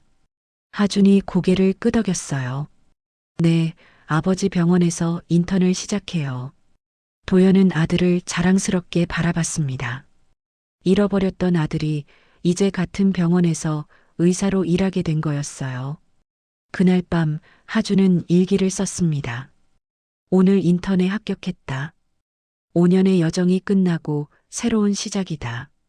가족이 있어 가능했다. 이제 나도 누군가의 가족을 지키는 의사가 되고 싶다. 창밖으로 별이 빛나고 있었습니다. 하준은 내일을 기대하며 잠들었어요. 2023년 12월 서울의 한 종합병원 응급실은 새벽 3시에도 분주했습니다. 인턴 의사 하준이 마지막 환자 차트를 정리하고 있었어요. 흰 가운 주머니에는 청진기가 들어 있었고 명찰에는 인턴 윤하준이라고 적혀 있었죠. 윤 선생님 수고하셨어요. 이제 퇴근하세요. 수간호사가 따뜻하게 말했습니다. 하준은 미소를 지으며 고개를 숙였어요. 12시간의 당직이 끝났지만 피곤하지 않았죠. 오히려 뿌듯함이 가득했습니다. 탈의실에서 가운을 벗으며 하준은 거울을 봤습니다.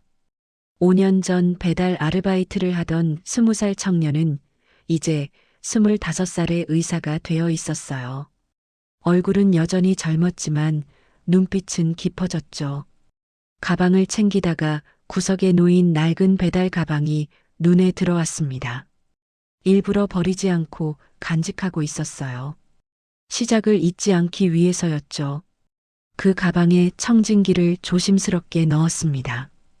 병원 정문을 나서자 차가운 겨울 공기가 얼굴을 스쳤습니다. 눈이 소복이 쌓여 있었어요. 5년 전 그날처럼 폭설은 아니었지만 충분히 아름다운 풍경이었죠. 정문 앞 벤치가 보였습니다. 거기엔 세 사람이 앉아 있었어요. 미령, 도현, 그리고 보나. 가족들이 추운 날씨에도 자신을 기다리고 있었던 거였죠. 미령의 손에는 김이 모락모락 나는 호빵 봉지가 들려 있었습니다.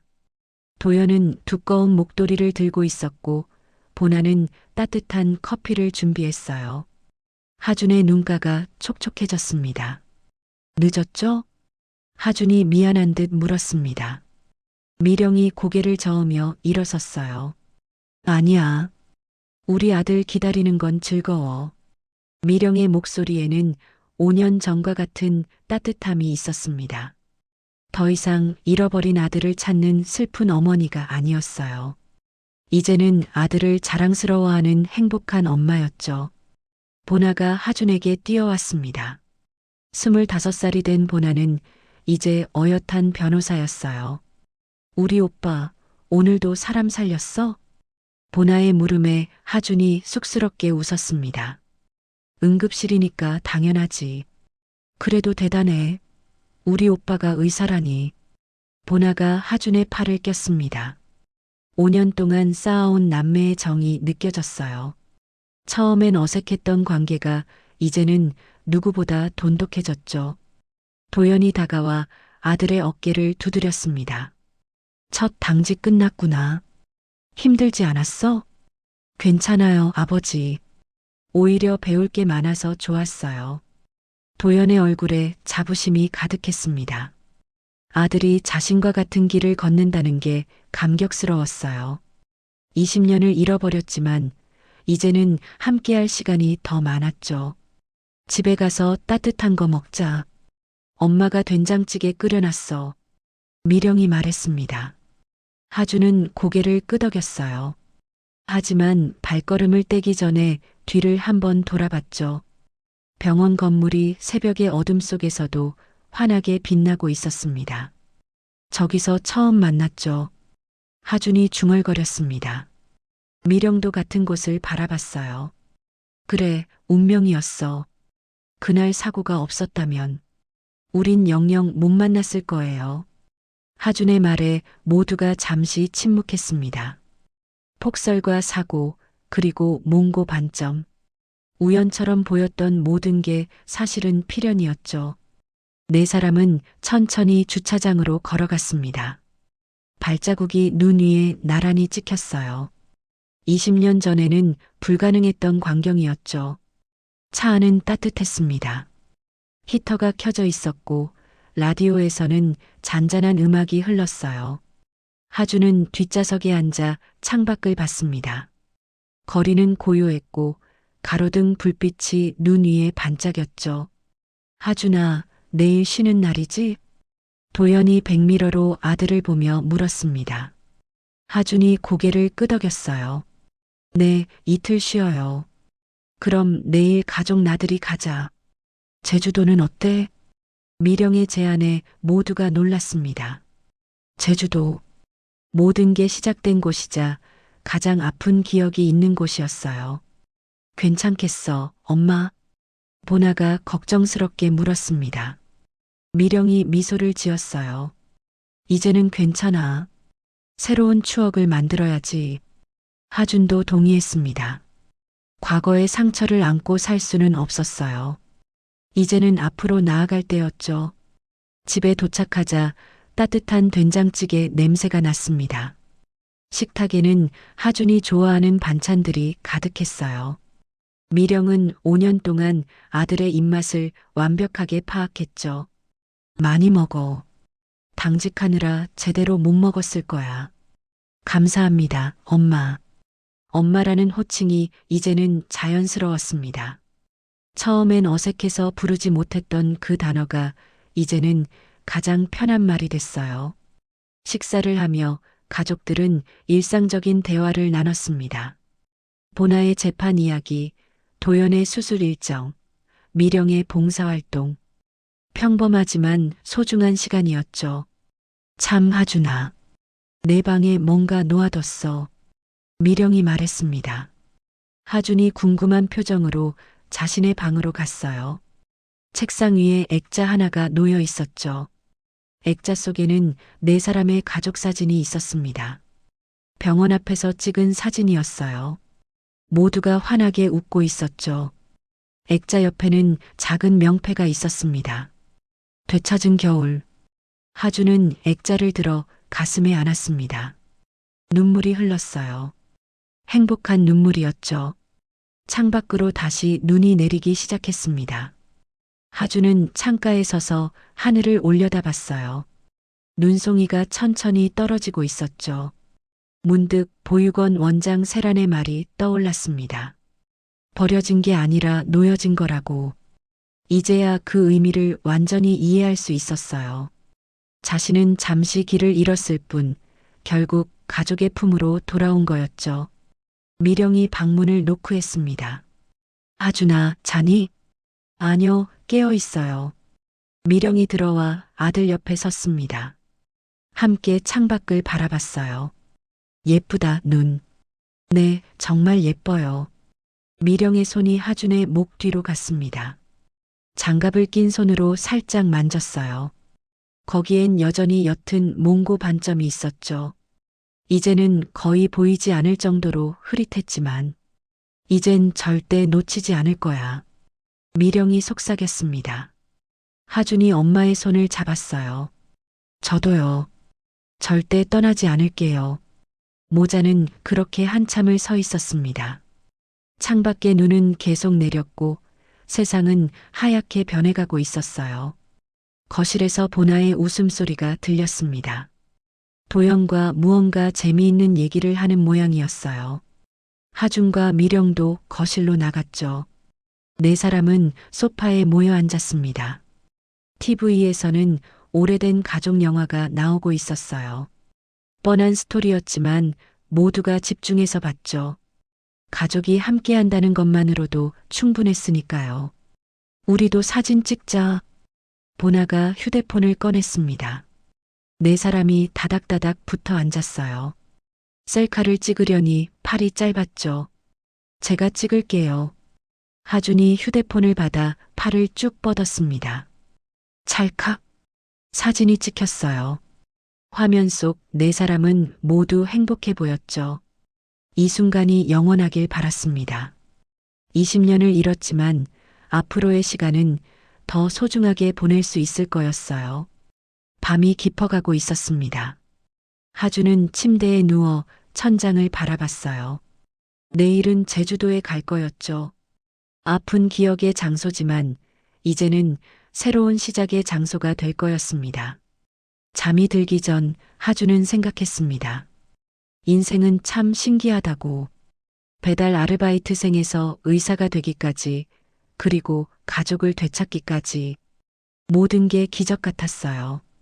창밖에는 여전히 눈이 내리고 있었습니다. 첫눈의 약속처럼 하준의 새로운 인생도 계속될 거였어요. 가족과 함께. 오늘 이야기 어떻게 들으셨나요? 마음에 와닿으셨다면 이 사연 주인공에게 좋아요와 댓글로 응원해주세요. 어디에서 이 이야기를 들으셨는지 댓글로 한 말씀 남겨주시면 한 분 한 분 정성껏 답글 드리겠습니다.